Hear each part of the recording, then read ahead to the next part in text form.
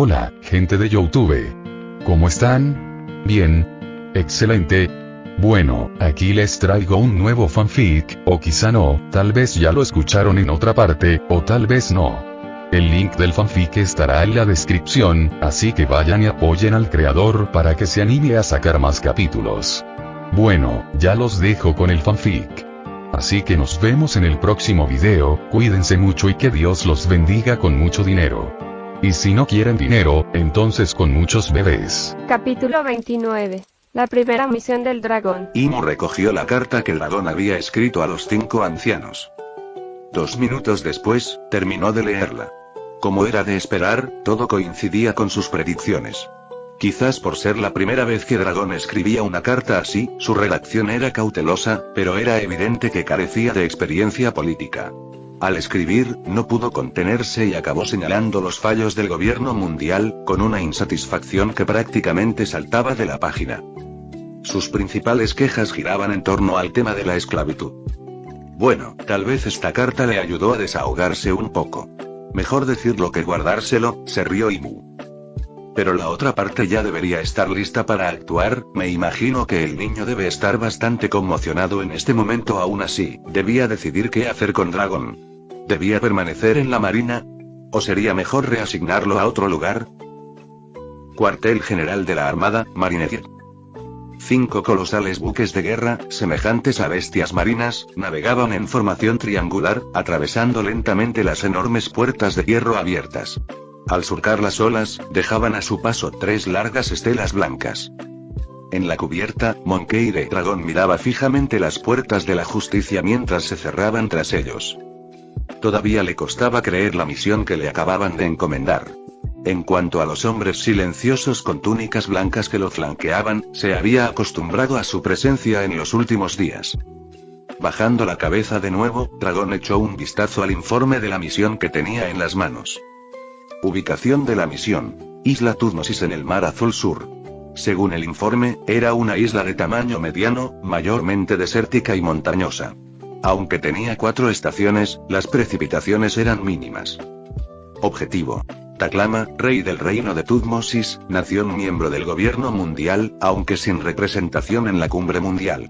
En definitiva, un monarca discreto que gobierna una población pequeña. Sin embargo, tras una exhaustiva investigación llevada a cabo por CP2, la extraña naturaleza de la nación salió a la luz en los últimos años. A pesar de parecer un país pobre e insignificante, pagó sistemáticamente el tributo celestial en su totalidad, todos los años, sin excepción, durante décadas. Además, durante el día apenas había tráfico marítimo, pero al caer la noche la actividad se acentuaba notablemente. Casi un centenar de embarcaciones de distintos tamaños entraban y salían, repartidas por más de una docena de puertos de la isla. Recientemente, CP2 logró un gran avance. Descubrieron la identidad oculta del rey del reino de Tutmosis. Él era el rey esclavo del inframundo. El reino de Tutmosis era, de hecho, el mayor centro mundial de suministro de esclavos. También funcionaba como la mayor red de secuestros del mundo, con más de 10,000 traficantes de esclavos repartidos por los mares. Estos individuos se dedicaban al secuestro, el fraude y el engaño a largo plazo, e incluso realizaban incursiones a gran escala en aldeas poco pobladas. La isla albergaba un ejército permanente de unos 30,000 guardianes de esclavos. Según información de inteligencia recabada a costa de más de una docena de agentes del CP2, las principales instalaciones y el personal del reino se encontraban en realidad en lo profundo de la isla. En su interior había cientos de grandes complejos penitenciarios utilizados para retener esclavos. Las estimaciones visuales situaban el número de cautivos en cientos de miles. En esencia, este supuesto reino no tenía un concepto real de ciudadanos, ni siquiera un monarca convencional. Funcionaba bajo una estructura corporativa profesional. Dentro de la isla, Taklama prefería que sus subordinados lo llamaran jefe en lugar de rey. Por lo tanto, en lugar de ciudadanos, era más preciso describir a la población como empleados. La misión actual consistía en capturar al rey Taklama.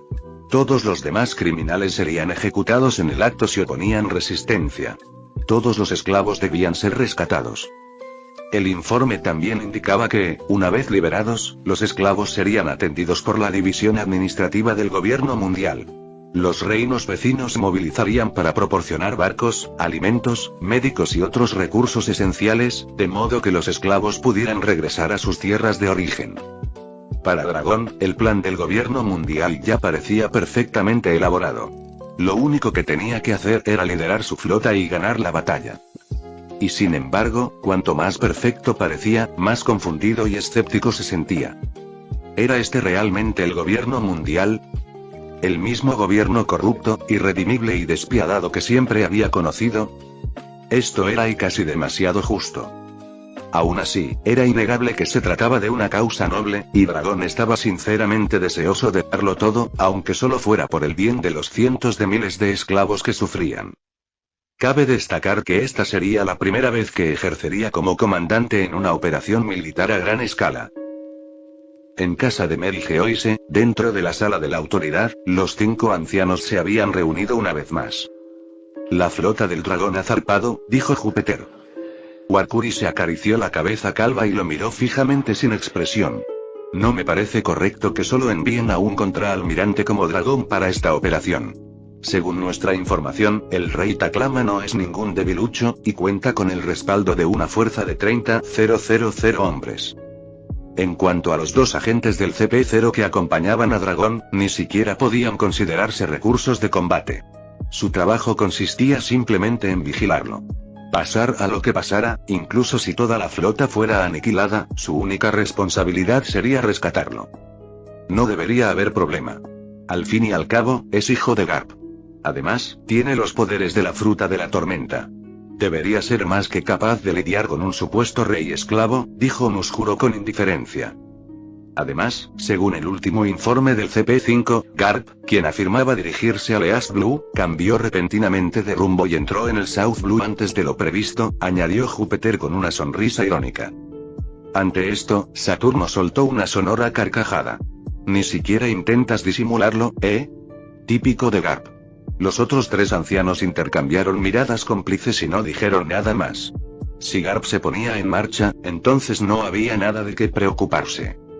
Aún así, la información que Doflamingo proporcionó esta vez fue muy valiosa. Sin él, quizás nunca hubiéramos descubierto la base de operaciones del rey esclavo en el mundo de Lampa. Reino de Ryugu, Isla Gyojin, sala de audiencias. Aunque desconozco el motivo por el que la Marina solicitó específicamente que ustedes 2 fueran reclutas clave entre los hombres pez, dado que hicieron tal solicitud y considerando la inusual cooperación amistosa entre los humanos y nuestra isla Gyojin en esta ocasión, yo, como rey, espero sinceramente que ambos consideren aceptar. El rey Neptuno estaba sentado en su trono y habló con seriedad a Jinbe y a Ladine, quienes permanecían abajo con los uniformes del ejército de Neptuno. En lugar de emitir una orden real autoritaria, expresó su súplica con genuina humildad. Jinbe y Aladine intercambiaron miradas y vieron la misma determinación reflejada en los ojos del otro. Con un acuerdo tácito, respondieron al unísono. Majestad, estamos dispuestos a aceptar la invitación de la Armada y contribuir a la amistad y la igualdad entre hombres pez y humanos. Ja ja ja ja. El rey Neptuno soltó una sonora carcajada de satisfacción y dijo: eso es maravilloso. Gracias a ambos. De verdad lo aprecio. A continuación, procedió a explicar los detalles en persona. Según el plan de la Armada, una vez que llegues a Marineford, Jinbe, se te otorgará el rango de comandante y serás nombrado líder de una nueva unidad Fishman. Aladine ostentará el rango de teniente y actuará como tu oficial ejecutivo. Ustedes 2 también tendrán la tarea de enseñar karate Fishman al personal de la Armada en el cuartel general. Mientras tanto, la rama local de la Armada aquí proporcionará entrenamiento en esgrima a nuestro ejército Neptuno, como una expresión tangible de cooperación e igualdad mutuas. Al oír esto, Jinbe dudó un instante y dijo: Majestad, con mi nivel actual de karate Gyojin, dudo que pueda enseñar mucho. Comparado conmigo, el hermano Tigre estaría mucho más capacitado. ¿Tigre pescador, ¿Pero no se ha ido a otra aventura? Todavía no ha regresado, dijo el rey Neptuno con tono de impotencia. Cuando regrese, hablaré con él. Quién sabe, tal vez nos volvamos a encontrar en Marineford. Hasta entonces, cuento contigo, Jinbe. ¿Lo harás? Sí, su majestad. Lo daré todo. Jinbe ya no se negó tras ver la sinceridad del rey. Aladine, que estaba a su lado, tampoco tenía objeciones. Él y Jinbe eran amigos íntimos, y conocía perfectamente la diferencia entre sus talentos y sus fortalezas. Dicho esto, sentía una genuina curiosidad por el arte de la esgrima humana. Su Majestad. En ese momento, el ministro de la izquierda entró en la sala. El rey Neptuno lo saludó con una sonrisa. Ministro de la izquierda, ¿qué le trae por aquí? Su Majestad, el equipo de construcción de la División Administrativa del Gobierno Mundial ha finalizado la selección del emplazamiento para la rama naval y ha comenzado la construcción. ¿Ah? ¿Dónde está? Preguntó el rey Neptuno con interés. Jinbe y Aladine también estaban prestando atención. Cerca de Mermaid Cove. Su razonamiento es que los piratas atacan principalmente a las sirenas, por lo que establecer un puesto naval allí facilitaría su protección. Además, como esa zona está en la superficie, la luz solar es bastante buena, lo que la hace más apta para la vida humana, respondió el ministro. El rey Neptuno sonrió. Esa es una buena elección. Muy bien, que así sea. Que nuestros artesanos también vayan a ayudar. Puede que la gente del gobierno mundial no esté familiarizada con nuestro terreno. Sí, Su Majestad. El ministro de la izquierda se dispuso a cumplir la orden, pero justo en ese momento, un soldado del ejército de Neptuno irrumpió. Se arrodilló ante el rey Neptuno y gritó su insigne. Majestad. Unos hombres pez han atacado maliciosamente al equipo de construcción humano en Mermaid Cove. ¿Qué? El rey Neptuno, el ministro de la izquierda, Jinbe y los demás estaban visiblemente conmocionados. Todos comprendían que, si este incidente resultaba demasiado grave, pronto podrían enfrentarse a la ira y las sanciones del gobierno mundial. Aunque el gobierno mundial había mostrado últimamente una actitud más cooperativa, eso no significaba que hubieran abandonado su anterior naturaleza dominante y autoritaria. Señor ministro de la izquierda, tome a algunos hombres y vaya a investigar inmediatamente. Ah, sí, Su Majestad, enseguida. El ministro de la izquierda se puso firme y respondió de inmediato. En ese momento, Jinbe habló desde un lado. Majestad, ¿podemos nosotros dos acompañarlos también para echar un vistazo?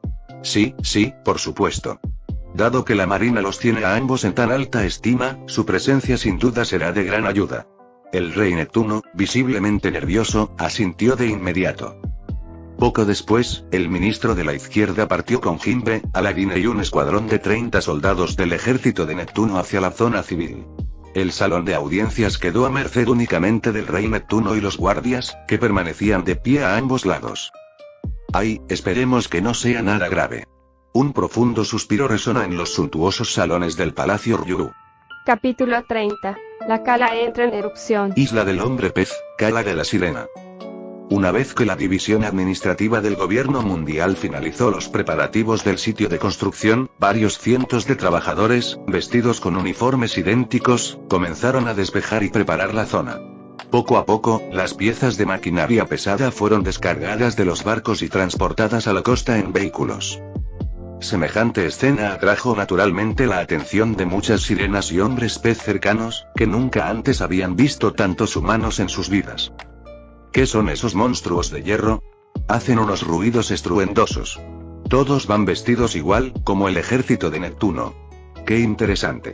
He oído que son del gobierno mundial, e incluso han devuelto a algunos de los nuestros que habían sido capturados anteriormente. ¿Pero qué es exactamente lo que hacen aquí? Una a una, sirenas de una belleza deslumbrante, con rasgos gráciles y delicados, observaban con curiosidad. Algunas descansaban en el agua, otras se sentaban sobre conchas marinas, con sus ojos grandes y brillantes, observando al equipo de construcción y al personal de la marina que montaba guardia cerca. Al mismo tiempo, cada vez llegaban más hombres pez tras enterarse de la noticia. Comparados con las sirenas, los hombres pez tenían una apariencia mucho más tosca y diversa. Sus formas variaban enormemente, con alturas que iban desde poco más de 1 metro hasta más de 3 o 4. Sin embargo, lo que ni las sirenas ni los hombres pez comprendían era que, para los humanos, ellos mismos también constituían un espectáculo visual. Para el equipo, mayoritariamente masculino, formado por obreros de la construcción y soldados de la marina, las sirenas de la cala parecían sacadas de un cuento de hadas. Impresionantes, surrealistas y seductoras. Muchas de ellas iban en bikini, lo que intensificaba aún más el efecto. En cuanto a los hombres pez, apenas recibieron una mirada fugaz más por curiosidad ante su extraña apariencia que por otra cosa antes de que la atención de todos volviera a centrarse en las sirenas. Como resultado, ni los trabajadores ni los soldados se percataron de las miradas maliciosas y desdeñosas que se escondían entre la multitud de pescadores. Arlon, ¿por qué hay tantos de estos asquerosos humanos aquí? Chew, un hombre pez de la especie de los peces besadores, frunció el ceño mientras metía las manos en los bolsillos de sus pantalones cortos y murmuraba con disgusto. Sí, ¿qué demonios está haciendo el ejército de Neptuno? Gruñó Kurobi, mientras sus musculosos brazos desplegaban enormes aletas que se ondulaban con tensión.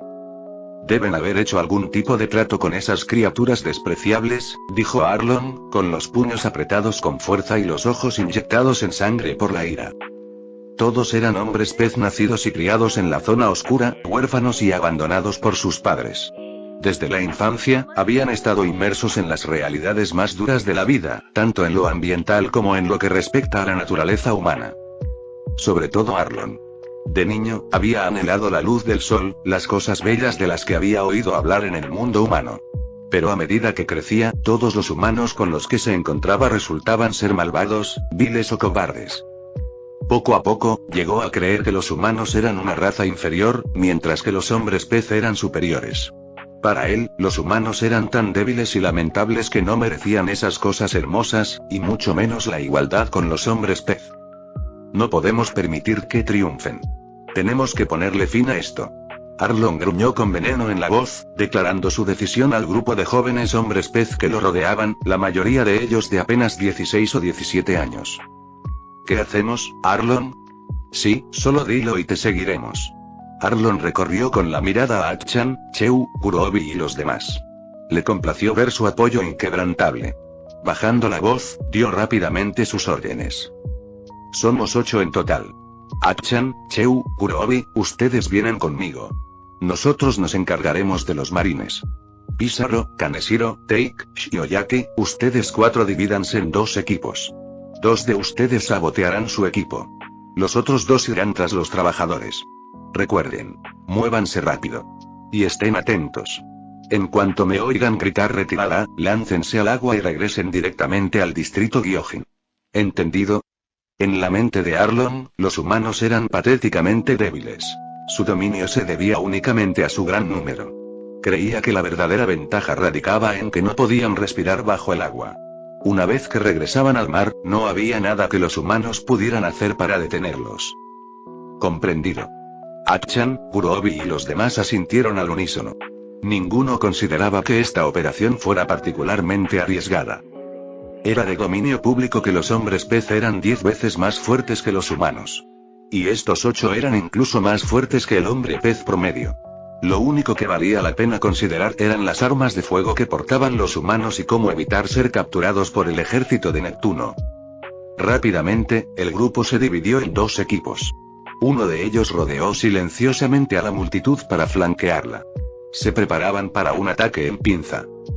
En ese momento, una columna de trabajadores del equipo de construcción, con sus cajas de herramientas en mano, seguía a los vehículos de servicio, dirigiéndose lentamente hacia la obra bajo la atenta mirada de innumerables sirenas y hombres pez. Ni siquiera los marines de guardia esperaban problemas. La escena en la cala de las sirenas era demasiado idílica. Algunos soldados incluso cruzaron miradas accidentalmente con algunas hermosas sirenas, y ambos se sonrojaron incómodamente. Ahora. De repente, estalló el caos. 4 sombras enormes saltaron desde ambos lados de la multitud, cargando hacia el centro de la carretera, llenas de malicia, con el objetivo de atacar a los vehículos y a los trabajadores. ¿Quién anda ahí? Alto ahí mismo. Los infantes de marina que los rodeaban no se relajaron del todo. Aunque fueron tomados un poco por sorpresa, respondieron rápidamente, ya sea levantando sus rifles o desenvainando sus espadas para interceptarlos. Mientras tanto, Arlon, Achan, Chew y Kurobi aprovecharon el momento y atacaron mientras la atención de todos estaba centrada en la distracción creada por Pizarro y los demás. ¡Bang! ¡Ah! En ese mismo instante, 4 infantes de marina cayeron abatidos. Apenas tuvieron tiempo de gritar antes de desplomarse al suelo. Algunos quedaron inconscientes al instante, mientras que otros se retorcían de dolor en el suelo, agarrándose las heridas. Es la banda de Arlon. ¿Por qué están haciendo esto? Se oyeron exclamaciones de asombro entre las sirenas y los hombres pez que los rodeaban. Algunos que reconocieron a Arlon y su tripulación los miraron con desprecio. Estos 8 llevaban años causando problemas y ya eran conocidos entre los habitantes de la isla Gyojin como matones y gamberros. Pero ante semejante estallido de violencia, nadie se atrevió a quedarse a observar. La multitud se dispersó rápidamente. Algunos se lanzaron directamente al agua y nadaron lo más rápido que pudieron, temerosos de verse envueltos en el caos. La escena degeneró en un caos total. En menos de un minuto, más de 10 trabajadores fueron atacados. Una excavadora, que lucía el emblema del gobierno mundial, se volcó. Acaben con ellos. Los infantes de marina que se encontraban a lo lejos habían notado el alboroto y se apresuraban a prestar ayuda. Al ver esto, Arlon noqueó a 4 soldados más y gritó: «Retirada». En cuanto pronunció esas palabras, se dio la vuelta y se preparó para escapar. Pero justo en ese momento, un pelotón de infantes de marina que se encontraba cerca ya había llegado al lugar. Un agudo silbido rasgó el aire. Un corpulento marine se acercó a Arlon a gran velocidad. Medía alrededor de 1,8 metros de altura, y su puño derecho, ya cargado de fuerza, estaba protegido por unos nudillos de hierro frío mientras cortaba el aire, apuntando directamente al rostro de Arlon. Arlon miró con desdén al insignificante humano que tenía delante. Aunque solo tenía 17 años, su linaje de tiburón sierra le había otorgado una impresionante estatura de 2,4 metros, y aún seguía creciendo. No mostró temor alguno al lanzar su enorme puño, del tamaño de un cuenco, de frente, impactando en el aire contra la manopla de hierro del oficial de la marina. Un fuerte golpe resonó en el punto de impacto, y el aire circundante se onduló levemente, como si se hubiera producido una pequeña explosión. ¿Cómo es posible? Arlon miró atónito al marine que acababa de intercambiar puñetazos con él. El hombre solo había retrocedido 4 o 5 metros y parecía prácticamente impasible. ¿Desde cuando los humanos se habían vuelto lo suficientemente fuertes como para rivalizar con los hombres pez? En ese preciso instante, el marine se crujió la muñeca con indiferencia y esbozó una mueca de desprecio. Eres un tipo grande, eso te lo concedo. Pero tu puñetazo... bastante patético. ¿O será que los hombres pez no tienen suficiente para comer? ¿Te atreves a burlarte de la raza superior de los hombres pez, escoria despreciable? Esa sola frase bastó para desatar la furia de Arlon. Sin decirle una palabra más, cargó hacia adelante con un ímpetu explosivo. Pero no se percató de que Atchan, Cheu, Kurobi y los demás estaban siendo inmovilizados por otros oficiales del cuartel general. En medio del caos, más de una docena de figuras chocaron, sus movimientos tan rápidos que se desvanecieron en imágenes residuales. Al mismo tiempo, el número de infantes de marina armados en las inmediaciones siguió aumentando. Finalmente, un mayor de la infantería de marina llegó al lugar.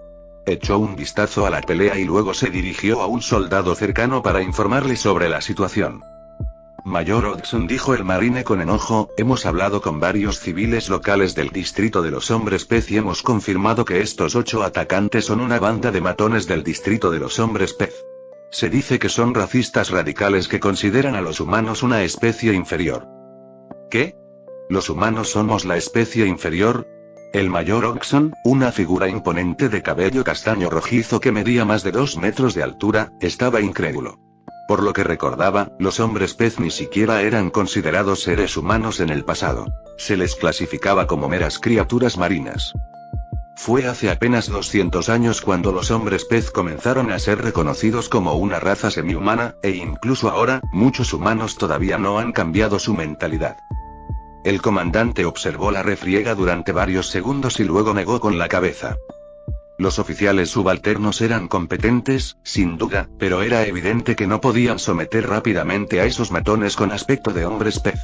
Lo que importaba ahora era restablecer el orden en la obra. Permitir que esto se prolongara más sería un fracaso por su parte. Zas. Desapareció en un instante. Al segundo siguiente, reapareció justo delante de Arlon. El hombre pez apenas pudo distinguir una mancha oscura antes de que todo se volviera negro. No tuvo tiempo de reaccionar antes de que una devastadora patada descendente impactara en la parte superior de su cráneo. ¡Bang! Con un fuerte estruendo, la frente de Arlon golpeó el suelo antes de desplomarse. El impacto fue tan fuerte que casi perdió el conocimiento. Le dolía la cabeza intensamente, con mareos y fuertes punzadas. Una bota de cuero negro, lustrada hasta brillar, le presionaba firmemente la cabeza. «Oye, ¿es tu jefe?», preguntó el mayor Oxon, con el pie aún inmovilizando a Arlon en el suelo mientras llamaba a Achan, Kurobi y los demás. Los hombres pez se volvieron instintivamente para mirar. Sus ojos se abrieron de par en par. La pelea cesó al instante. Arlon. Capítulo 31. Olas de cambio. En el extremo sureste del distrito del hombre pez, cerca del pueblo portuario de Coral y aunque la luz del sol del árbol de la luz aún brillaba con intensidad, la zona estaba azotada por una brisa gélida y cubierta de escarcha. Alrededor de 20 personas, con el cuerpo cubierto de hielo y temblando de frío, se apiñaban y eran conducidas apresuradamente hacia un buque de guerra lejano bajo la vigilancia de la marina. Estos piratas ya habían oído que habría agua caliente en el buque de guerra. Así que, aunque eso significara ir a una celda de prisión, estaban deseando subir a bordo. En cuanto a la resistencia o la lucha, esos pensamientos habían desaparecido hacía mucho tiempo. En otro lugar, Kuzan estaba hablando con 3 sirenas. Técnicamente, 2 jóvenes sirenas y una pequeña sirena niña. «Señor Mano, muchísimas gracias por salvarnos. Pero, has dejado todo tan frío.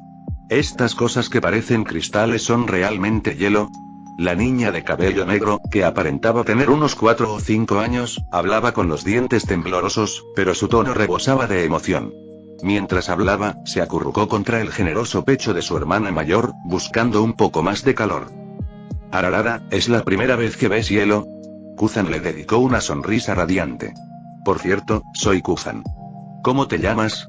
Instantes antes, había rescatado a las 3 sirenas de un grupo de piratas. Aquel acto de justicia le había levantado el ánimo. Sentía cómo el fuego de la justicia lo calentaba desde dentro. «Soy Charlie. Estas son mis hermanas mayores, Emilia y Bonnie. ¿Verdad que son preciosas? Oye, señor Mano, ¿qué te parece si sales con una de ellas?». La niña era vivaz y atrevida, y se adelantó a sus hermanas en la presentación. Miró a Kuzan con una sonrisa traviesa. «Charlie-chan, no digas esas cosas». La sirena que sostenía a Charlie se sonrojó furiosamente, lanzando miradas furtivas a la apariencia de Kuzan. Alto, musculoso, fuerte y, al parecer, un oficial de alto rango en la infantería de marina. También parecía alegre y amable. Vicealmirante Aokiji. En ese preciso instante, un infante de marina corrió hacia allí y gritó con urgencia. «Señor, el equipo de construcción de Mermaid Cove ha sido atacado por un grupo de alborotadores con apariencia de hombre pez». «¿Eh?». Kuzan arqueó una ceja, se giró hacia el marine y preguntó. «¿Hay alguien herido? ¿Cuántos hombres pez hay?».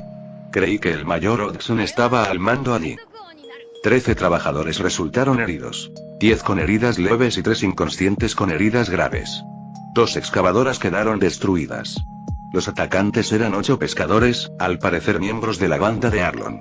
El mayor Odson ya los ha neutralizado». El marine, sin aliento tras la larga explicación, hizo una pausa antes de continuar. El mayor Odson también informó que el ministro de Izquierda del reino de Ryugu llegó con un grupo y solicitó que la banda de Arlon fuera entregada al ejército de Neptuno para su detención. Le pide que se encargue personalmente de la situación. Kuzan asintió, indicándole al marine que regresara a su unidad. Luego se giró para despedirse de las 3 sirenas.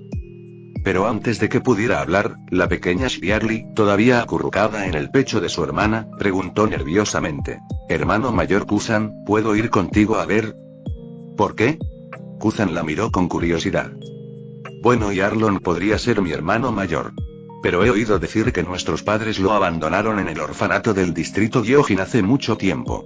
Yo y solo quiero ver cómo es». Charlie habló en voz baja.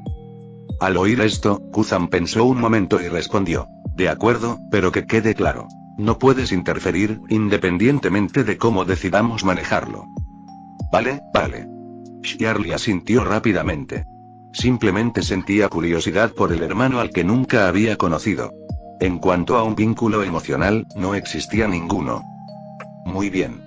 Vámonos». Unos 20 minutos después, el buque de guerra llegó a Mermaid Cove y atracó junto al navío del gobierno mundial. Kuzan desembarcó con una gran unidad de la infantería de marina y las 3 sirenas a bordo. Vicealmirante Aokiji. El mayor Hodgson llevaba esperando bastante tiempo. Junto a él estaban el ministro de la izquierda, Jimbe, Aladine y varios guerreros del ejército de Neptuno. Kuzan examinó la escena con mirada serena. Lo más llamativo era la banda de Arlon, fuertemente atada con cables de acero reforzado.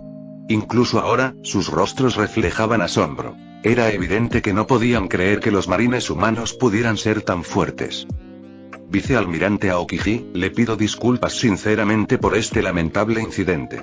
Fue un grave fallo por parte de la isla Gyojin. Ya he enviado médicos y haremos todo lo posible para atender a los trabajadores heridos, dijo el ministro de izquierda, dando un paso al frente y sin mostrar intención alguna de eludir su responsabilidad. Estaba claramente arrepentido. Pensó que, en retrospectiva, deberían haber asignado guardias del ejército de Neptuno al proyecto. En aquel momento, habían asumido que la presencia de los marines sería más que suficiente. Además, la mayoría de los hombres pez locales eran conocidos por su naturaleza bastante apacible. No habían tenido en cuenta el territorio sin ley del distrito de los hombres pez, ni la presencia de la banda de Arlon. Por otro lado, tenía sentido. ¿Cómo se podía esperar que los nobles y funcionarios de alto rango de un reino vigilaran a unos cuantos matones de poca monta? Bueno, gracias.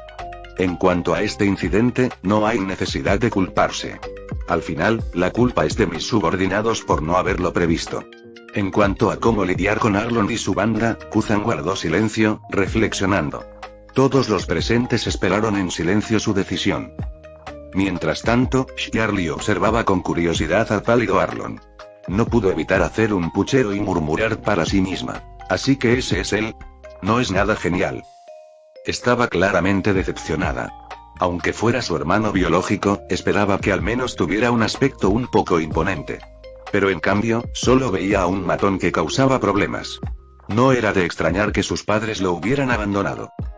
De acuerdo. Tomaré la decisión.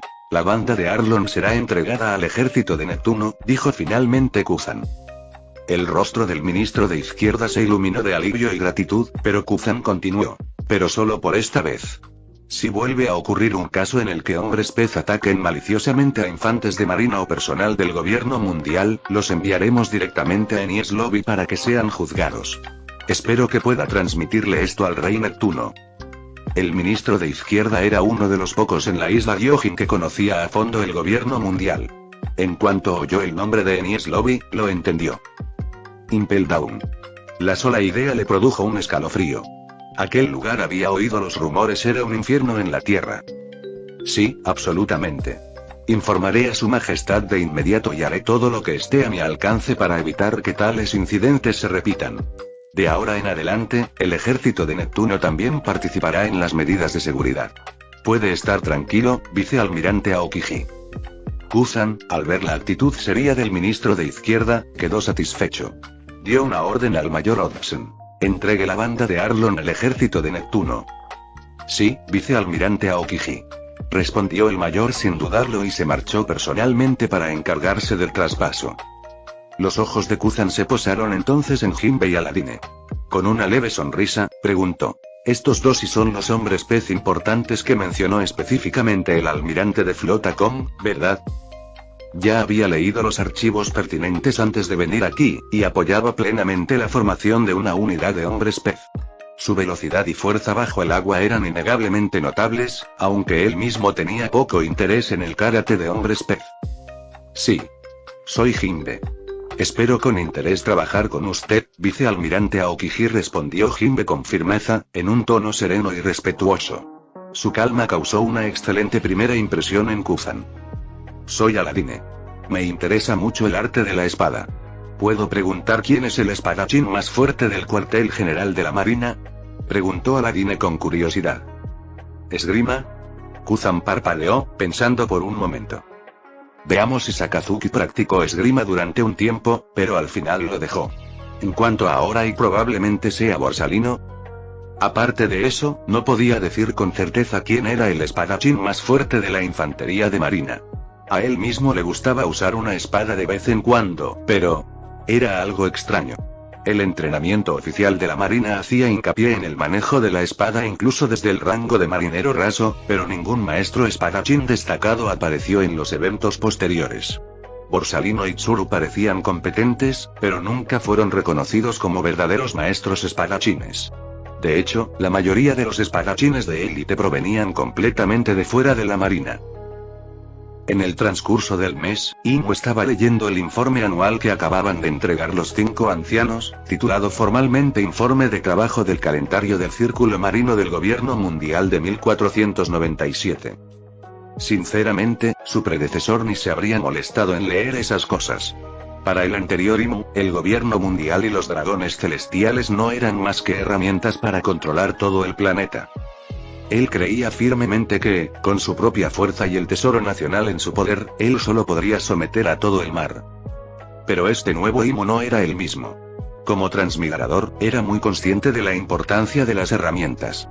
La fuerza personal importaba, sí, pero mejorar las herramientas que uno manejaba no era contradictorio con eso, ¿verdad?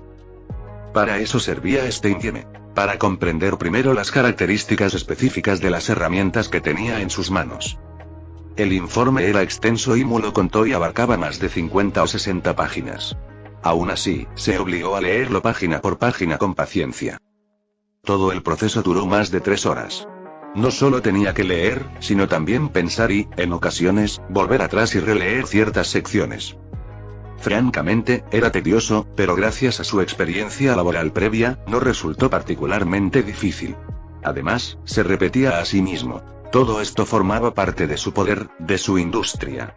Solo pensarlo le proporcionaba una gran motivación. Por fin, Imo terminó la última página del informe.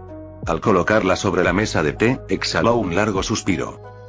No era que su cuerpo estuviera cansado. Su fuerza hacía que este tipo de carga de trabajo resultara insignificante. Era el enorme volumen de información lo que le resultaba mentalmente agotador. Como ya se mencionó, su predecesor nunca había leído nada de esto, por lo que la mayor parte del contenido del informe era completamente nuevo para él. Además, la magnitud del gobierno mundial superaba con creces la de cualquier pequeña empresa que hubiera dirigido en su vida anterior.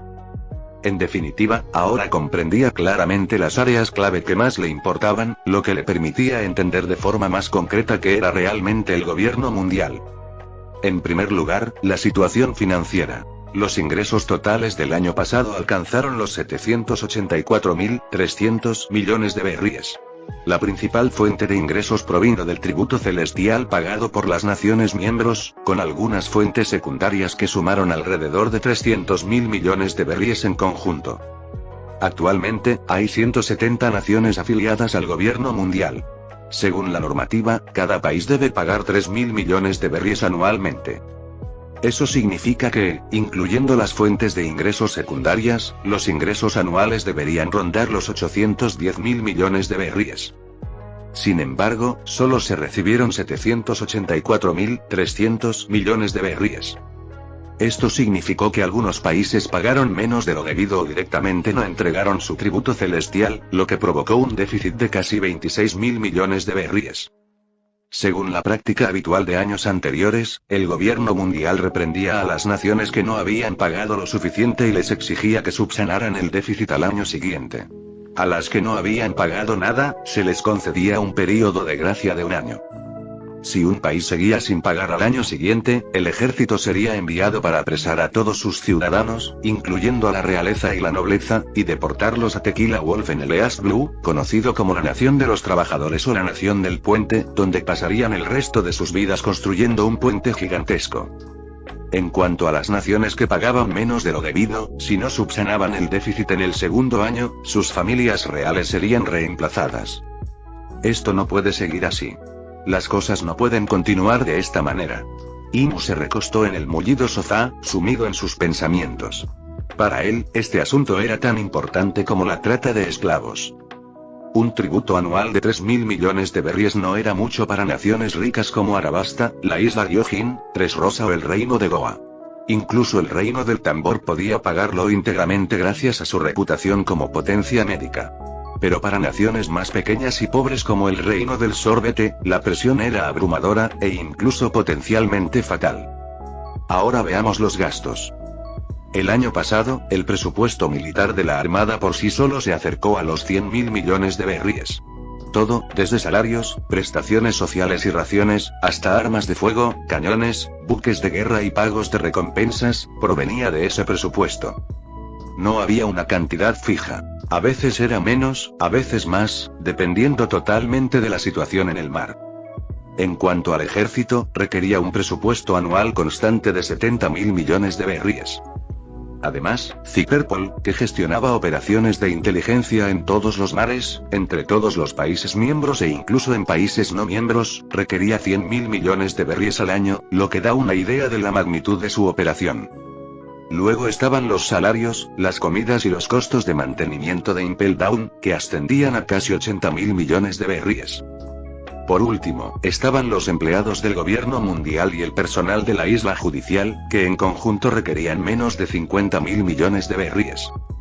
Esto demostró claramente el poco valor que el anterior IMU y los 5 ancianos otorgaban al personal administrativo y jurídico. En total, los gastos reales ascendieron a aproximadamente 600.000 millones de berríes. ¿Y qué hay de los 1.800.000 millones de berríes restantes en riqueza? Todo estaba guardado en el tesoro de Mer y Geoise, para que los dragones celestiales lo despilfarraran y disfrutaran a su antojo. El tributo celestial supera con creces lo que realmente se necesita, murmuró Imu para sí mismo. Si el objetivo fuera simplemente mantener el nivel de vida de los dragones celestiales, ¿para qué necesitarían tanta riqueza? 200.000 millones de berríes al año deberían ser más que suficientes para permitirse los lujos más inimaginables. Hay que reducirlo. Debemos disminuir la cantidad del tributo celestial. Lo ideal sería que se recaudara de forma flexible y proporcional a las circunstancias de cada país. Sin embargo, Imu también sabía que esto no era algo que se pudiera precipitar. La cumbre mundial estaba a punto de comenzar, y si intentaba abordar todo esto a la vez, seguramente se desataría el caos. Primero, que Cyberpol investigue qué naciones miembros están sufriendo debido al excesivo tributo celestial. Luego, averigüen si sus países enteros realmente no pueden soportar la carga, o si son las familias reales las que están descargando la presión sobre su pueblo. Para aquellas naciones que realmente no puedan soportarlo, podemos reducir el monto del tributo en consecuencia. Primero, asegurémonos de que al menos puedan sobrevivir. Imu ya había decidido cuál sería la agenda de la próxima cumbre mundial. Luego tomó otro índice. Este contenía detalles sobre las 3 fuerzas militares: la Armada, el Ejército y la Guardia Sagrada. El Ejército era responsable de custodiar las instalaciones clave del gobierno mundial, así como toda la línea roja. Según la legislación vigente del gobierno mundial, los civiles tenían prohibido entrar en la línea roja sin autorización, pero eso no impidió que algunos lo intentaran, por lo que tuvieron que ser desalojados. La Guardia Sagrada, como su nombre indica, tenía como principal misión proteger a María Geoise. Siempre que un dragón celestial quería descender al mundo mortal para divertirse, se le asignaban guardias para que lo acompañaran. Por ahora, a Imu no le preocupaban ninguna de estas 2 fuerzas. Quizás en el futuro requerirían más atención. La Marina. Según el informe, la Armada contaba actualmente con una fuerza total de aproximadamente 500.000 efectivos. De estos, el cuartel general de la Infantería de Marina y todas las ramas G a lo largo de la Grand Line sumaban alrededor de 50.000. Los 450.000 restantes se distribuían entre las 4 ramas de la Armada, pero no de manera uniforme. Los países miembros ya contaban con sus propios ejércitos, por lo que la función de la Armada consistía principalmente en mantener el orden en el mar, lo que significaba que no había una gran demanda de personal. Lo que más necesitaban eran buques de guerra. Hasta la fecha, la Armada poseía 70 enormes acorazados de la clase gigante de guerra utilizados para las operaciones Booster Call, 1000 buques de guerra de tamaño mediano de la clase Cuartel General de la Infantería de Marina, 50 de los cuales estaban estacionados en el Cuartel General, y los 950 restantes repartidos entre varias ramas militares, y más de 4000 buques de guerra más pequeños estacionados en unas 200 bases militares en todo el territorio de los 4 azules. Una vez más, no fue una distribución equitativa. Naturalmente, las ramas G del Nuevo Mundo necesitaban más buques de guerra, ya que se enfrentaban a las fuerzas piratas más brutales y poderosas. No es de extrañar que los 5 ancianos siempre hayan intentado frenar el crecimiento de la Armada. Ya sea en términos de poder militar o autoridad, la verdad es que se les va un poco la mano, murmuró Imu pensativo. En este momento, no puedo tener nada que ver con la Marina, pero en el futuro tendré que encontrar la manera de equilibrar las cosas. Fin del capítulo 31.